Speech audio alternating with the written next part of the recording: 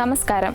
Farm information bureau കാർഷിക വാർത്തകളിലേക്ക് സ്വാഗതം. സംസ്ഥാനത്തെ 13 ജില്ലകളിലെ വിവിധ സർക്കാർ ഫാമുകളിലായി 11 ലക്ഷത്തോളം വിവിധ ഇനം തെങ്ങിൻ തൈകൾ നെടിയ ഇനം 100 രൂപ, കുറിയ ഇനം 100 രൂപ, ഹൈബ്രിഡ് 250 രൂപ നിരക്കിൽ വിൽപ്പനയ്ക്കായി ഫാമുകളിൽ തയ്യാറായിട്ടുണ്ട്. ആവശ്യക്കാർക്ക് തെങ്ങിൻ തൈകൾ ഫാമിൽ നിന്നും നേരിട്ട് വിലയ്ക്ക് വാങ്ങാവുന്നതാണ്. കൃഷിഭവനുകൾക്ക് പുറമെ കർഷക ഗ്രൂപ്പുകൾക്കും മറ്റ് സംഘടനകൾക്കും മണ്ണ് സാമ്പിളുകൾ പരിശോധനയ്ക്കായുണ്ടെങ്കിൽ അതത് ജില്ലകളിലെ മൊബൈൽ സോയിൽ ടെസ്റ്റിംഗ് ലാബുകളിൽ നിങ്ങളുടെ പ്രദേശത്ത് വന്ന് സൗജന്യമായി മണ്ണ് പരിശോധിച്ച് അന്ന് തന്നെ പരിശോധനാ ഫലവും കർഷകർക്ക് അവബോധ ക്ലാസും സംഘടിപ്പിക്കുന്നു.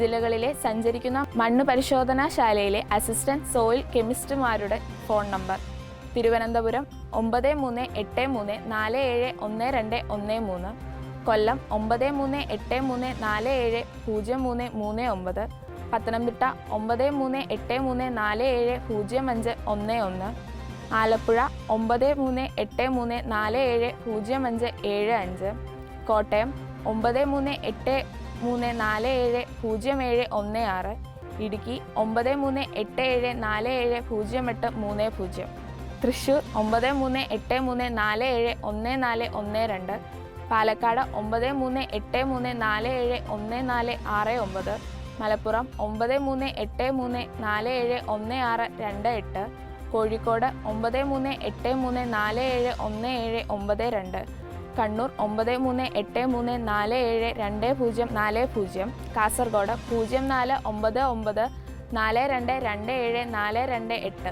കേരള കാർഷിക സർവകലാശാലയുടെ 2023 വർഷത്തെ ബിരുദദാന ചടങ്ങ് 27/5/2024 നടത്തുന്നതാണ്.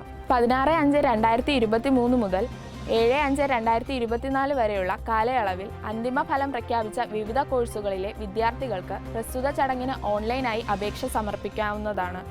അവസാന തീയതി 7/5/2024.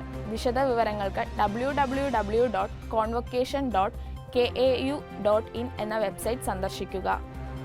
കൊക്കോ കായയുടെ തോട് പൊട്ടിച്ച് കുരു വേർതിരിക്കുന്ന യന്ത്രത്തിന് പേറ്റന്റ് നേടി കേരള കാർഷിക സർവകലാശാല. തവനൂർ കാർഷിക എഞ്ചിനീയറിംഗ് കോളേജിലെ പ്രോസസ്സിംഗ് ആൻഡ് ഫുഡ് എഞ്ചിനീയറിംഗ് ഡിപ്പാർട്ട്മെന്റിനു കീഴിൽ പ്രവർത്തിക്കുന്ന അഖിലേന്ത്യാ സംയോജിത കാർഷിക ഗവേഷണ കൗൺസിൽ സ്കീമിൽ കൊക്കോ തോട് പൊട്ടിക്കുന്നതിനുള്ള യന്ത്രം വികസിപ്പിച്ചെടുത്തിട്ടുണ്ട്.